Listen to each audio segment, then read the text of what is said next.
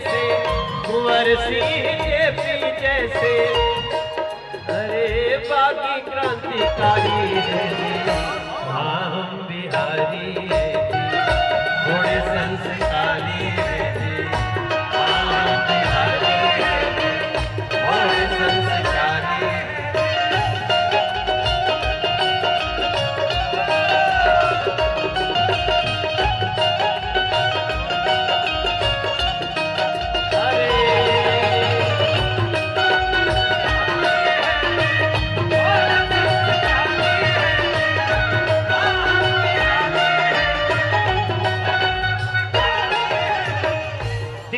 Bombay Dubai London हमसे गुलजार रहते, अरे सूरीनाम मॉरिशस के खेत भी कहानी कहते। दुनिया में जहाँ भी जाते हैं हम मेहनत से खा जाते हैं, हम मेहनत से खा जाते हैं।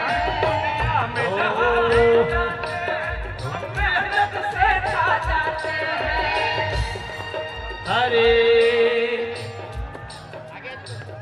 धरती के कण कण के, धरती के कण कण के दिल से आभारी है हाँ बिहारी है थोड़े संस्कारी है हाँ बिहारी है थोड़े संस्कारी है। आप सब लोग सही मायने में तो ये बात बा, और वह सब जितना लोग यहाँ आयल बनी जा, जितना लोग जहाँ जहाँ हमारा आवाज जाता, जिकरे जिकरे हाथ में मोबाइल बा सब लाइव प्रसारण हो रहा है। और मीडिया के भी बहुत चैनल देखत नहीं सामने। सही मायने में पूछी तो अंकुश राजा हमन के भी एगो रास्ता दिखौले बाड़े कि अगर हम शादी करत आनी तो कुछ और गरीब परिवार के भी सहारा बनल जा सकेला। और एक हाथी नाम अंकुश बाबू राजा तो लोग के बहुत बहुत आशीर्वाद, और यही सब बात से इंसान के एगो नया पहचान बनेला। रितेश बाबू कैसन बने रहो? ठीक भाई?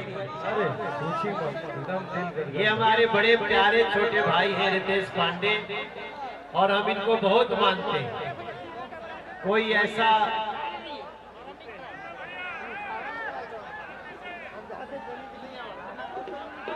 नाप का पैमाना नहीं है जो नाप सके कि हम रितेश पांडे को, या जो भी आप लोग भोजपुरी जितना लोग गावत पड़ा जाए, हम आप लोग पे बहुत क्लोजली नजर रखीला। और काम ऐसा करे के बाटे कि एक गाना भी हमनी के बिहार के श्रृंगार बन जाए, ऐसा काम करत रह जा। और वह सबके जे आवाज सुनत नहीं जा, सब लोग के जे हमरा से उम्र में छोट बा ओकरा के आशीर्वाद बा, जे उम्र में बड़ बा ओकरा के जोर जोर जोर के प्रणाम करते। बहुत बहुत धन्यवाद। और हम बानी ये जिया बैठल बानी, हम रितेश पाड़े के देते नहीं लहो बाबू।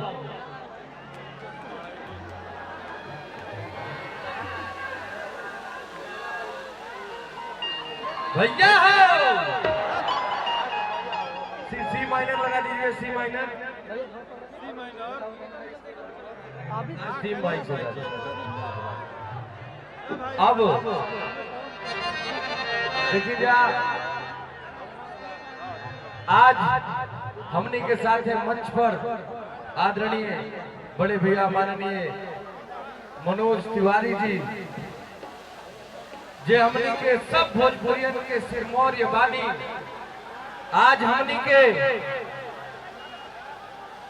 सीना तान के कहनी जा कि हाँ हमने के बड़का भैया मनोज तिवारी जी जे भोजपुरी के एगो अलग पहचान दिहनी, जे भोजपुरी के पूरा देश में एगो सम्मान दिलैनी। एक दिन सुनी जा, एक दिन भैया के साथे हम चल गए संसद भवन। हम आप सबके बता दें कि देश में शीर्षस्थ 10 गो जवन नेता 20 गो बाड़े जवना के पूरा देश के लोग जाने ले, वो हमें हमने के बड़का भैया मनोज तिवारी जी शामिल वाली, ये देख के गर्व से सीना फूल गया। अब भैया खाली एक लाइन गाई ना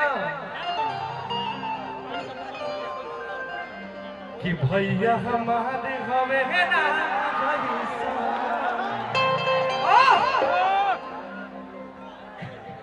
कि भैया हमारे हवे नाम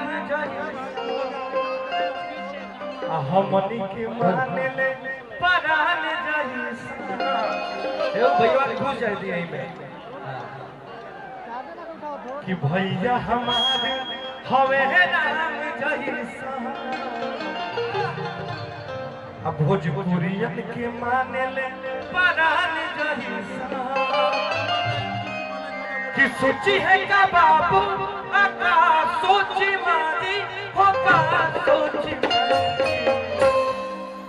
कैसे के जाई है अलगारी ए धनिया की कोकिला के भाई कैसे के जाई है अलगारी ए धनिया की कोकिला के भाई कैसे के जाई है अलगारी ए धनिया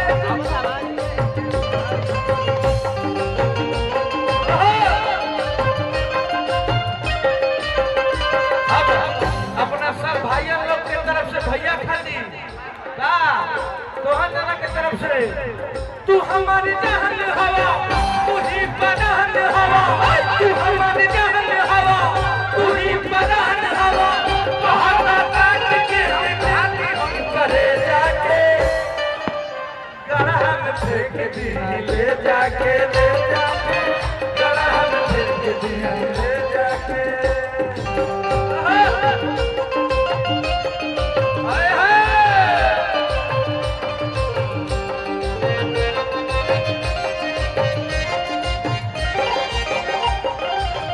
अब देखिए अरे हे बाबू आराम से बाबू टेक इट इजी। हाँ ठीक बा आराम से भैया कि सबसे नीक बात सैया आप लोग समझिए इस बात को कि आप लोगों के भाइयों ने अंकुश और राजा ने इतना बड़ा काम किया है, हम सभी का सीना गर्व से ऊंचा कर दिया है। एक बार जोरदार ताली बजना चाहिए भाइयों के लिए। और ये ऐसा काम जैसा कि बड़े भैया मनोज तिवारी जी ने कहा कि ये सभी को रास्ता दिखा रहा है, हम सभी को रास्ता दिखा रहा है कि भाई हाँ अगर आप सामर्थ्यवान हैं। हेलो जी गढ़ा में नहीं फेंको, गढ़ा में नहीं